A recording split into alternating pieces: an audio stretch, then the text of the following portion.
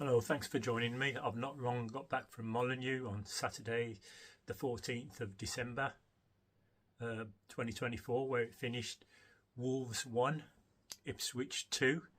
And some of us are old enough to remember a footballer called Jimmy Greaves, Londoner, and he had an expression, it was a funny old game.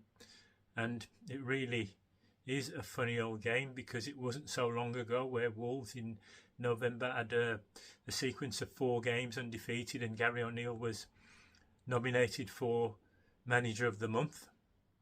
We had a draw against, we had 2 draws and 2 wins. We beat Southampton. We won 4-1 at Fulham, and then we had 2 draws, and things were looking good.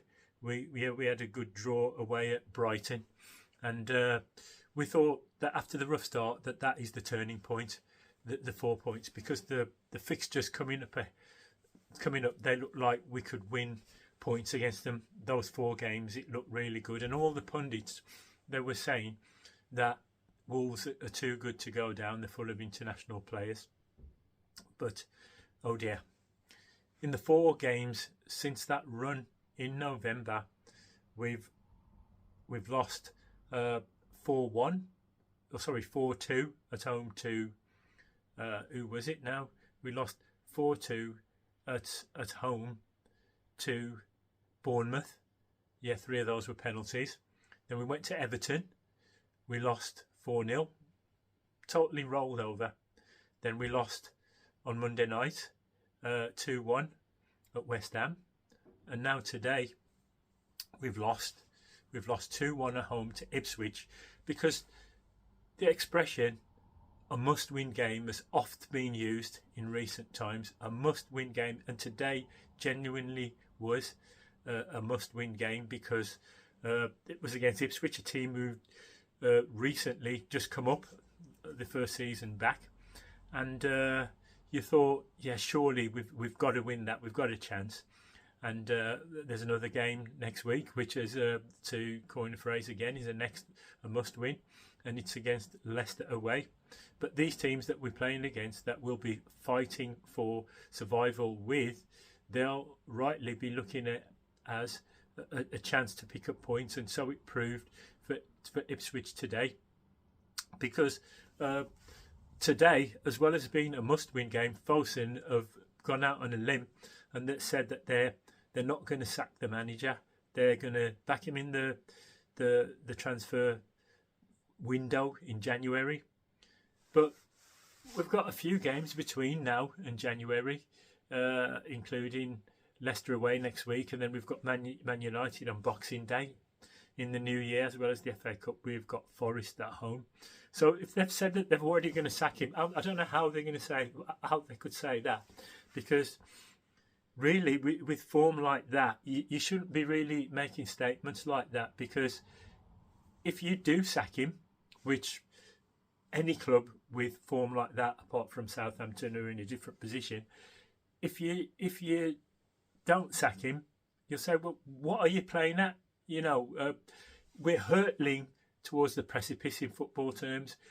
We're cut adrift now, 4 points behind, and Palace have a game in hand, so it could be 7 points.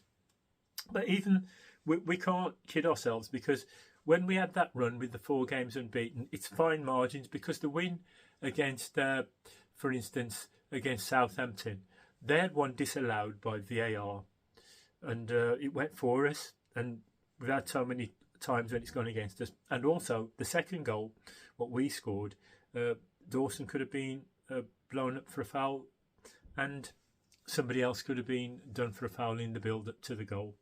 So, and again, in the win against Fulham, it's not been wise after the event, because it was obvious at the time that it's fine margins again, because Fulham did hit our woodwork 3 times. Raul Jimenez, that one, missing the sitter. And then I think it was Wilson's shot. Dean Wilson's shot hit the bar with the keeper beaten, all ends up an 8 Norris clearance cannoned off back off his own bar, and they used all their subs, and then Anderson got injured, so they were down to 10 men for about the last 10-15 minutes. So it's fine margins, but the owners need to wake up and smell the coffee, because we are in big bad trouble. And like I say, how can you say that we're not going to sack the manager with form like that?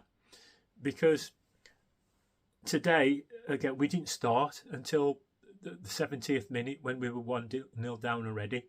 And it's that again, it's another cliche that where Einstein says the definition of insanity is doing the same thing, expecting different results. Because I said we sacked our set pieces manager after the Brentford game, but nothing's changed, because I think that's now 15 goals we've shipped from set pieces. I'm sure that Ipswich would have been working on that all week, because they've seen us that we're soft at the back, and so it is. And so it proved that the winner was in the 94th minute. We thought, here we go, when Totti cleared it and it went out for a corner right at the death.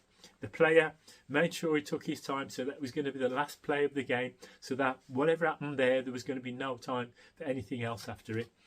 And lo and behold, an unchallenged header. I was right above where the goal was, and he wasn't even a tall guy, 6 yards right in front of the goal. And we knew it. We knew what was going to happen.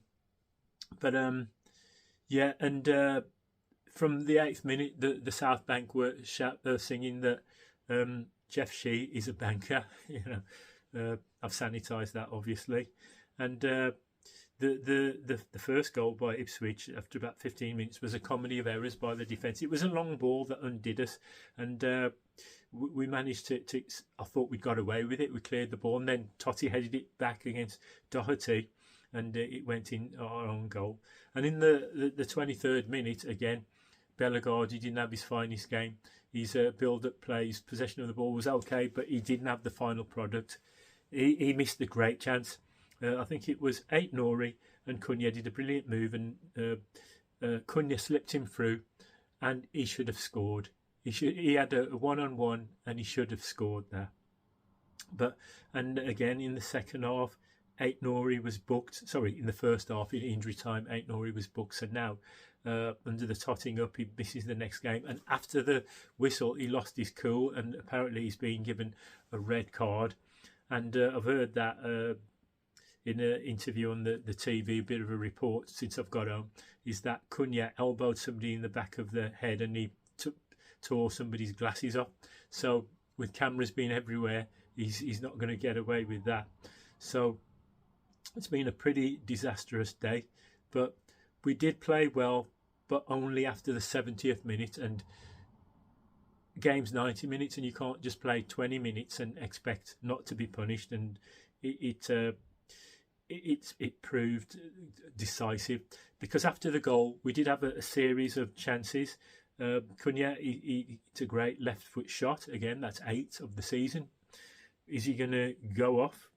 And there was one where after Bellegarde went off and Wang came on, Doyle came on in the second half, and I'm going to say that Doyle and Cunha, sorry, not Doyle and Cunha, Doyle and Guedes, they did make a big difference when they came on. So after the goal, we had one deflected shot over, and then there was Larson had a shot just over. Guedes crossed for Strand Larson, and it was a close scrape. Cunha had a shot. He had from left on the break, and Doyle had a long distance shot that went wide. But Wolves are in a crisis. That Folsom have said that they're not going to sack Gary O'Neill, but after that form, his position in any normal world is untenable. And if they hadn't said what they said, I'm sure he would have packed his bags himself. And but it's not just that. But I think that with their policy with recent managers, Fosun, no top manager is going to want to touch Wolves with a barge pole, because the Lopetegui walked out because he said this team wouldn't be strong enough to survive, which he was proved wrong. But when the owners are selling the best players from under the manager, and also previously to that they sacked Nuno when he was doing well, Wolves are not an attractive product. So what they're going to do, they're in big trouble. They're going to keep O'Neill, or if they fire him, they'll lose face for not doing what they said they're going to do.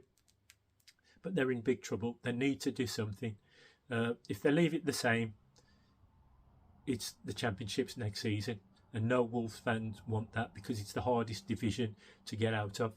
So it's finished. Wolves 1, Ipswich 2.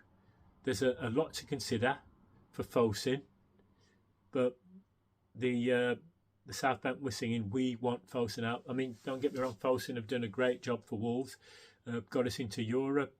With under Nuno, FA Cup semi-final, and we got to Wembley with Nuno.